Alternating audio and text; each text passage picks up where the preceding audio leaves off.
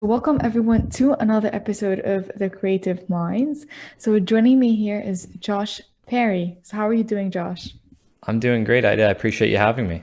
Of course. So can you first of all tell us like who you are and what is it that you do? Yeah, so who I am today is vastly different than even just a couple years ago. But the long story short, I'm a former professional BMX athlete. So it's like the X Games, the bicycles, the tricks, and all that crazy stuff. Mhm. But I'm also a multiple brain tumor survivor living with four brain tumors today. And let's see, just the beginning of 2017, I decided to retire after a third brain tumor diagnosis and on my own terms to start my business of speaking and coaching people to optimize their health and their performance. And Mhm. that to me was that third diagnosis is what I refer to as the wake up call to my true purpose. Yeah. My passion of BMX led me to finding my purpose, and that's what I live today. And today I speak, I create content, and I coach all around the same principles of self empowerment, motivation, and optimizing how we show up in the world inside and out. So you talk a lot about optimizing both mental and physical health. So how do you do that? Yeah, so that's a to answer that short, it's going to be very vague, but it Yeah. depends on the individual. But at the end of the day, the mental and emotional piece of who we are, our identity, essentially is like a software program Mhm. that's always running, and it's unconscious. Majority of that we don't know. We consciously, we're maybe if we take some time to meditate, journal, or talk with someone else, which is where coaching comes in, these things can be really evident and become clear. So Mhm. when I work with people, it's the same way I worked on myself. It's in a more efficient manner because it took me years to put all these things together and to learn what was going on, why Mhm. this was working, why that wasn't working. But the mental and emotional piece that makes up who we are and our identity is what drives the behavior that we participate in, and that combination is what creates the reality that we experience on a day-to-day basis. So Mhm. when I work with a client that maybe wants to improve their business, start a business, lose weight, become healthier, and perform better, we start with the mental and emotional aspect of who they are, why that's so, their limiting beliefs, if there's any, or negative emotions that are running the show. And Mhm. once we get that cleared out and we reprogram it towards what they want to be true about themselves and their external reality, then we can start adding in the pieces of behavior, whether that's nutrition, that's journaling, that's exercise, meditation, business plans, whatever it may be, because once you have the right, I apologize, my cat just decided to start running around hollering. Yeah. I don't know if you No can worries. hear him, but Yeah. once we reprogram it, we can have a better shot at creating success or maintaining success because at the end of the day, many of us can reach success depending on what that means to us, Mhm. but there's very few that actually maintain it and can progress. And that comes down to the limiting beliefs that are holding us back, almost Mhm. like filters. They're like Yeah. these lenses that tell us this is true, I'm capable of that, or whatever it may be. So Mhm. again, it's a pretty vague Yeah. response because it's such a deep conversation and why I Yeah. have a program that we go through these things. Yeah. But at the end of the day, it depends on who you believe you are and what's possible in your life. That's going to lead to the behavior you take, Yeah. and that's going to create the reality you experience inside and out. Yeah. So from what I'm noticing you're saying, you kind of really dug deep to understanding who you are and kind of worked through limiting beliefs and finding the root cause of them and then healing from that space. So what got you to, or when did that personal growth journey start for you? So the personal growth journey started in 2010 when I was 21 and diagnosed with a brain tumor. That came Hmm. as a result of an MRI after concussion training one day. So it just Wow. happened to work out that that concussion saved my life because it discovered the brain tumor, which made sense to the year and a half prior of me suffering. And Yeah. that's where it began because it was like before surgery, there was no fear, there was no room because I had to go through the surgery or I would die. It just a matter of when. But I had a Yeah. shot at surviving if I had the surgery. So it became the focus of what do I want to be true about my life? What do I want to do? How am I going to change? Rather than what if I don't wake up, which is easy to do.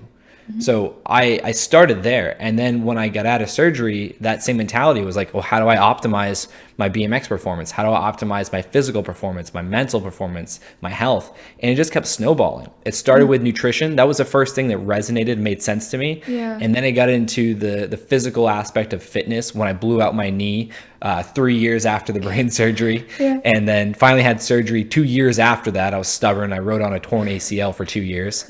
Yeah. And then the mindset piece became very evident I think 2016, I got introduced to Dr. Joe Dispenza's work, and it Yeah. just made so much sense looking back. I was like, all these pieces have been setting me up to build this rock solid mindset, and now I'm conscious of it, and all these things make sense why this happened, but I didn't want it to happen, or this happened that I did want to happen.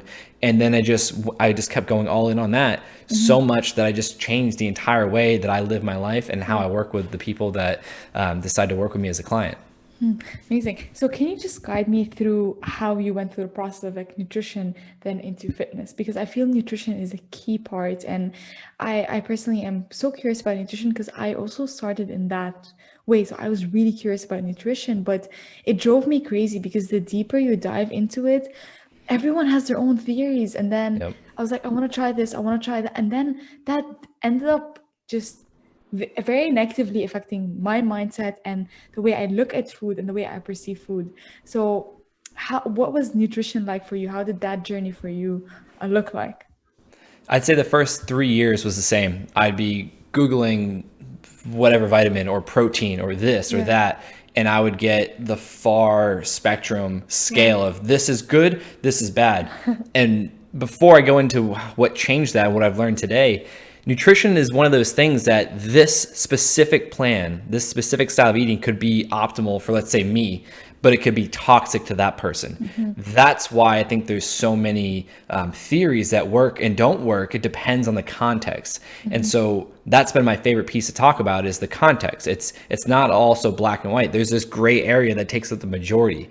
Depends on age, gender, what you did before, what your biomarkers are telling us in terms of how your metabolic response is acting, and yeah, inflammation and all these things. And so after those 3 years of just banging my head across the wall or the yeah, table, just like, just getting confused and angry because I was yeah. trying to learn, I was gifted a book called Grain Brain by Dr. David Perlmutter, who's a neurologist, but also very passionate about holistic nutrition and health. And he wrote this book so beautifully about brain health, longevity, and performance, and how it's directly affected to your blood sugar regulation. And we can track, every single person can track their blood glucose reading and other things like your A1C and then ketones, which ketones are going to be a very uncommon reading unless you're following a specific way of eating. But these biomarkers we can track relatively easily at home, or we can just go get an appointment with our healthcare provider and get some blood work done, and we can see things. That gives us basically where we are on the map. A map's only good to us if we know where we are and where we want to go. Most people with health, especially nutrition, they know where they want to go, Yeah. but they have no clue where they are other than their physical attributes. In my case, I wasn't overweight, but I had a brain tumor. It took hitting my head to discover that. But had I been aware of these biomarkers that I can track, I probably would have made some changes early on. Who's to say? I don't know. Yeah. But that's what I focus on now. It's understanding where are you starting from and where do you want to go? Because where you're starting from is going to dictate what way of eating, what way of exercise, what way of whatever is going to affect you positively, because X, Y, and Z could be great for you or it could hurt you depending on where you want to go and where you're starting from. Amazing. And then what did you end up coming up with? What conclusion did you come up with nutrition, and how did that help you from all the stress about what is it the right thing to eat, what is not? So in Grain Brain, like I said, he talked about blood sugar regulation. Yeah. And then he went on to talk about what foods spike your Yeah. blood sugar, which foods therefore spike insulin. If you're Yeah. overeating those things, insulin's always going to be prevalent. Your body's going to be blocked from burning fat. When you're doing that, you're creating a lot of inflammation and reactive oxygen species. People know that as free radicals. It all creates damage on a cellular level and just creates the inflammation to a point where you get neuroinflammation. So you get brain fog, you get headaches, you get fatigue.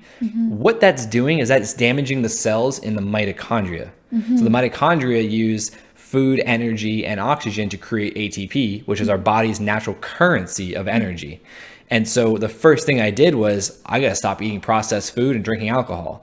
And there's ins and outs of that. I say, people are like, oh, well, I don't want to give up this. It's like, it's not forever. Depending on where you are, where you want to go, you have to have some discipline and structure. But I'm not going to sit here and say I don't ever drink alcohol. I don't drink alcohol much, maybe 1, 2, 3 glasses a month, if that, of wine or like a beer or something. I just don't care for it anymore. But if someone's struggling to lose weight and they're sick and tired, like alcohol is not going to be in the picture for some time, and then we'll test after that. So the first thing was just drinking. It's all the cliche things we hear. They're cliche because they work. Yeah. Drink more water, eat whole food, meat, fish, chicken, vegetables, your fat sources, olive oil, coconut oil, avocados, nuts, seeds, and then minimal processed foods. And by saying minimal processed foods, anything coming in a package is processed to a degree. But there's brands like Nush Foods, for example, Nush. Yeah. They make whole food ingredient food products that are processed to a degree to make them, of course, but they're derived from whole foods, and they have a low glycemic index in response, which means your blood sugar won't spike dramatically. So that was the first thing, was like eat real food and eat food products that derive from real food. And then, of course, stop drinking alcohol, things like that. But then as I started learning more, I started progressing with lowering my carbohydrate intake. So I wasn't eating exotic fruits all the time of the year. I wasn't drinking even organic juice and things like that. Anything that just spiked blood sugar, I was like, all right, let's taper that down. Let's optimize my protein intake for my body and my goals. And let's raise the fats a little bit. So that way your brain obviously loves fat and cholesterol. That's very important. But also, if you're lowering your carbohydrate intake, your body's going to be able to burn fat more efficiently. And if you can do that for long enough and efficiently enough, you can create ketones, which essentially are like solar energy for your brain, other organs in your body. So it was just a progression. And that's what I do with my clients. You know, we start with the mental emotional piece, and then just one thing at a time that you can compound, and then you'll see the benefit. And that's all creating new shifts in how you look at food and what may be healthy or not, depending on what you're trying to accomplish. Awesome. So now we finished from food and nutrition. Now you went into physical health. What belief systems that you had about physical health previously that shifted as you were slowly graduating into improving your physical health as you were growing? I think one of the main ones that I've heard so commonly is, well, I don't want to work out because I don't want to get beefy or bulky or big, that's actually really hard to do. I've learned it's really hard to put on that kind of muscle mass, and there's people that dedicate their lives to doing it. That was one. And then the other one was, well, no, I'm a professional athlete. My sport's enough. BMX and action sports are not like the common basketball, football, baseball, hockey, where you have coaches and you have training outside of your sport. We just thought, oh, if you ride long enough a day and more times throughout the week, you'll be good.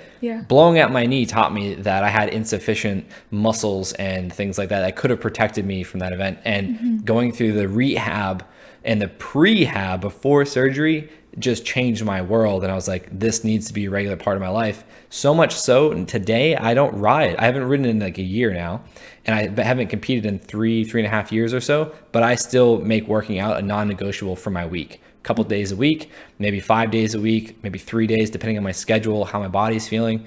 It's important because physical strength protects us from injuries, but also when we have more muscle mass to fat mass, we have a better ratio. Our immune system's up, our metabolism is more in favor for us, and we're just healthier in general. We can fight off maybe different types of disease risk factors, or we can prevent getting injured from dumb things. And as we get older, it's super important because as you age, your muscle mass is harder to maintain. Your strength starts to go down. Different hormones change. And then also collagen production goes down. And so if you're supplementing right or eating right, depending on your goals, and you're doing some sort of resistance training, you're going to be able to combat that better than if you just get older and just stop moving so much. And what kind of, if someone were to start now and they have no idea what to do, what would you suggest, like the first thing that they could do now to improve their health? Fitness wise or nutrition wise? Nutrition and fit, like the first advice for nutrition. I'd say the first thing would just be to audit your nutritional intake and to eat less processed food. Aim to eat more whole food. There's plenty of places like here in America, you got Chipotle that offers all whole food based, even if it's carbs, even if it's, rices and starches and flat, but it's just a whole food product. It's not a bag of chips or, whatever, but just real whole food. Like if you start there, as well as keep your body moving more, like that's going to do so much, and you can build off of that.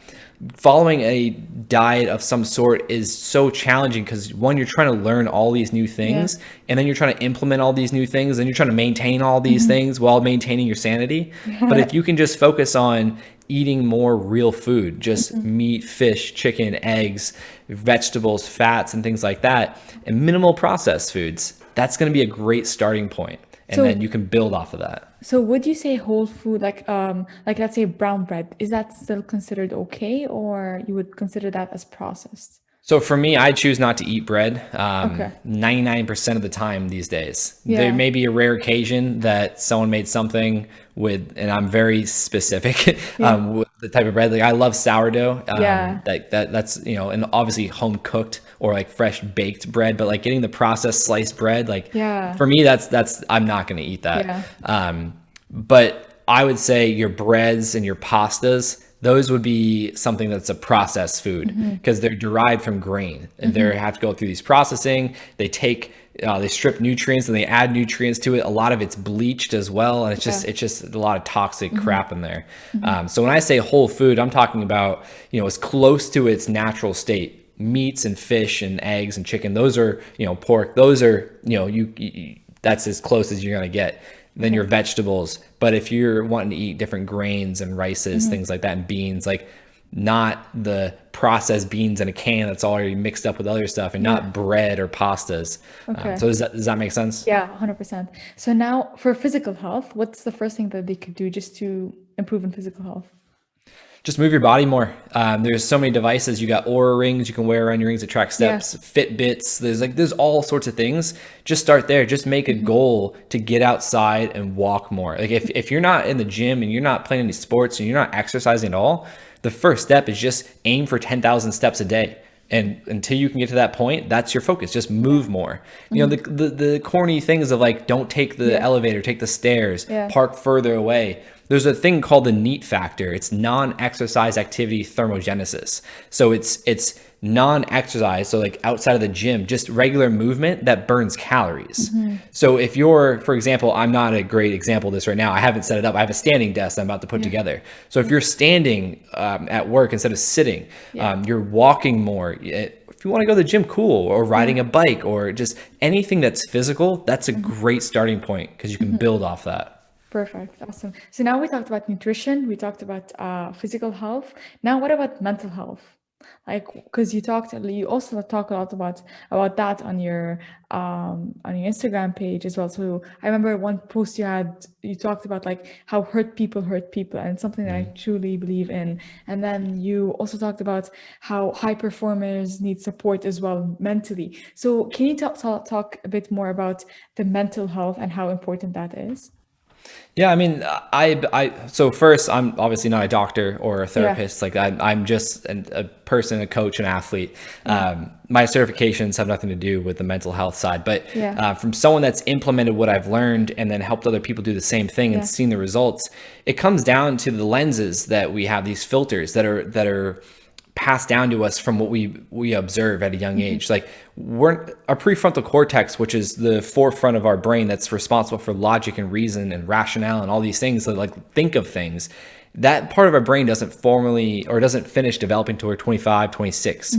So when we're 0 to 12, we're so susceptible to modeling and absorbing behavior and emotions and things like that. We can't look at something and make a logical decision about why that's good or bad. We just see things and we pick up on things. We're like a sponge unconsciously. And as we get older, that becomes who we are as what we identify in the world as. We're always comparing, contrasting unconsciously who we are to the outside world. That's why social media can be so dangerous if you're not aware of what's happening.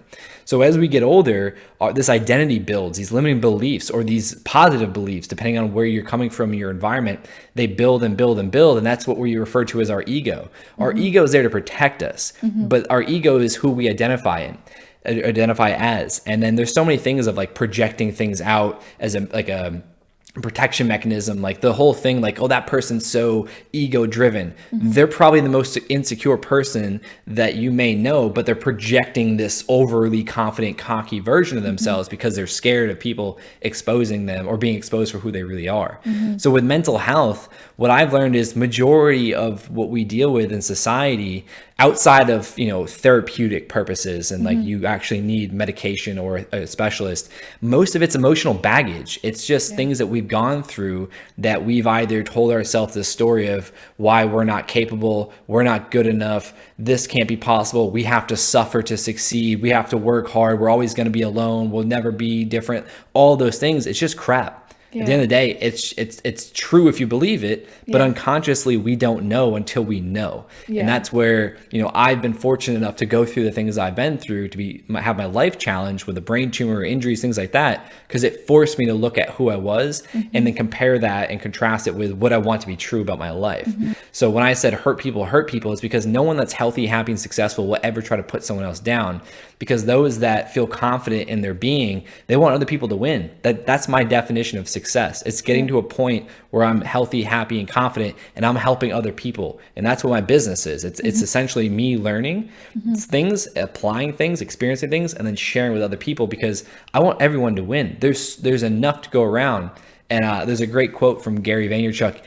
And you don't have to tear down a building to build the tallest building. You could just build a tall building, you know, like, and that's a great analogy that with people being hurt.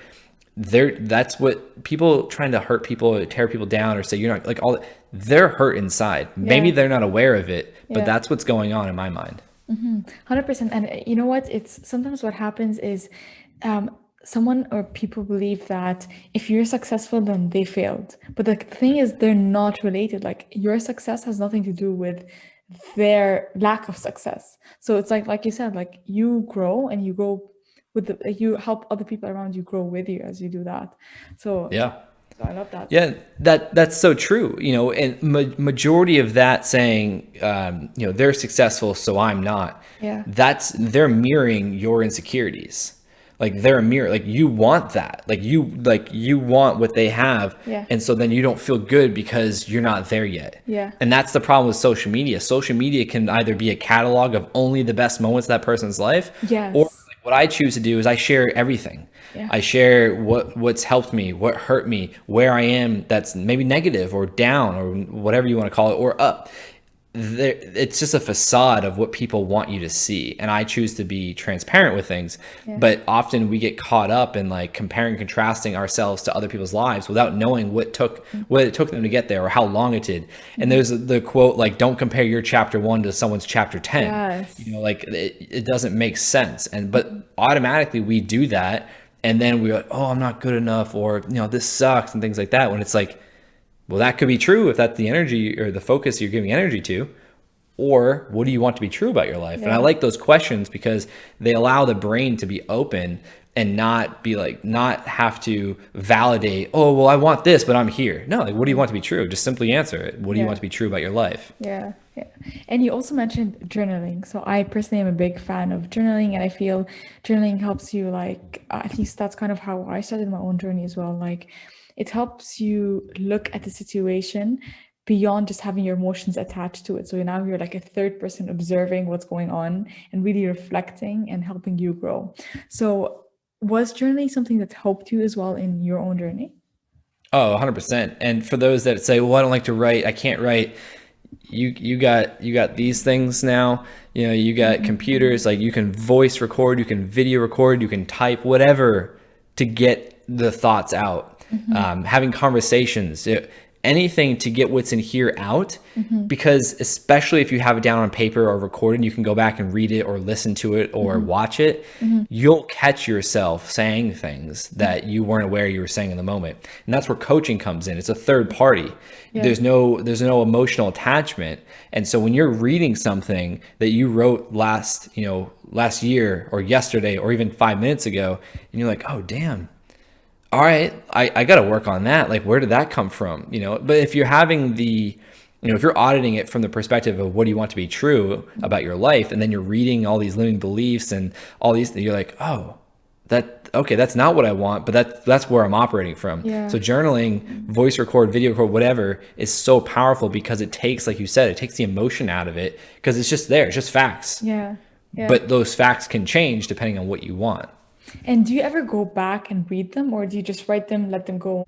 I go back and forth. So I come across things at certain times, whether it was planned or just happened. And I'm always like, oh, that's interesting. Or what's really cool is to see where I was in this writing or this podcast or this video, and then where I am now. So it's always cool to reflect on that. But at certain times, yeah, it's very important to write and to reflect and just audit. And it's a tool. It doesn't need to be something that you need to do every day. Yeah. It could be for some time, but then I mean, I haven't journaled in a couple weeks. Yeah. And I feel like this momentum's going, and I'm just acting because I'm very clear now with all the months Yeah. of journaling and coaching, all these things that because I have a coach myself. Yeah. I think it's really important. But now I'm in just the application mode. Like I'm like a whole new person than I was last year, and I'm just in it, and I'm just acting upon these new beliefs and these new desires. And there may come a point where I'll need to journal again. But my posts on social media are usually what I have in my mind, or always what I have in my mind at that time. Typically, it's something I just worked through, or something I learned that I want to give to other people. Yeah. Yeah. And you mentioned the power of having a coach. So how do you find your coach? Like, how do you know this is the right person for me? Do you like go on Google and search like I want a coach in that field? How do you know that this is the right person for me? So before I formally get a coach, I just looked at what I call virtual mentors. I looked at people either far away or in my close network of, I'd say, examples of success that I could model. So, whether it was this industry or that or whatever, it didn't matter. I just was like, they're doing similar things that I want to do. Maybe this person's doing all the things I want to do, or they're doing parts of it. What are they doing? And I love learning stories. So I learned people's stories and seeing what learnings and what obstacles that they went through that I can resonate with, or I can relate to, or I can, implement this learning in my life. And it's a mentor from far away. Now, in terms of coaching, I mean, you could reach out to those people, or you could see if they have programs, or you can go on social media and just do the same thing. You're really just auditing people and how they're speaking and how they're showing up. Yeah. And if you resonate with that, for me, last January, so January 2020, I spoke at the same event that my coach was speaking at as well. And we connected. And then 2 months later, we had another event together and started talking. And then the next month, I ended up hiring on as my coach. So that was we met in person, we connected a few more times, and then, we ended up working together. But some people, most of my clients, they're either reaching out on social media through my website, or they're a referral from someone else that either knows me or has worked with me. So there's just many different ways, but I think the main thing is to just see what examples are out there that inspire you and are someone that you can model, and then maybe reach out to them or reach out to other people in those fields, and just be open, because I never expected to meet my coach in person. I never expected to even have a coach until I met her, and I was like, oh, that makes sense. Yeah, awesome. Okay, now I want to ask you a bunch of questions. So the first question is, so you talked about kind of like observing mentors from a distance and really get inspired by them. Who were the top 3 mentors that you really looked up to and admired their work? So I'd say Kerwin Ray. He's out of Australia. He's someone that I really, really look up to. And then I'd say Dave Mira, BMX athlete, who's my childhood hero, became a friend, mentor, competitor, training partner.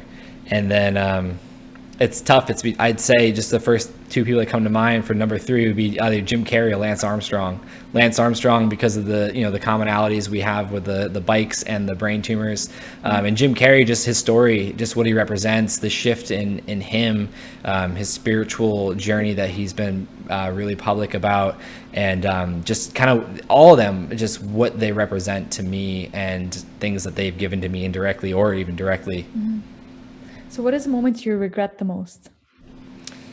I honestly don't regret things. Like I've had to work through that, because there was things I regretted, especially after my younger brother passed away 2.5 years ago, and there was so many things, of course, to regret. I regret not doing this, or I regret, but it doesn't it doesn't serve anyone. It doesn't serve me. It doesn't serve him.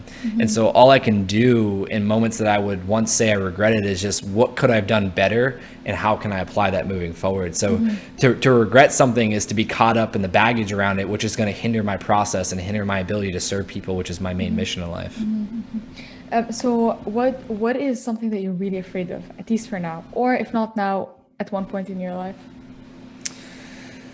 I haven't thought of that in a while. I remember a big fear of mine was like letting my family down, like, Yeah. and I've learned that that's near impossible unless I drastically change who I am and what I'm doing. So, I honestly don't know. Like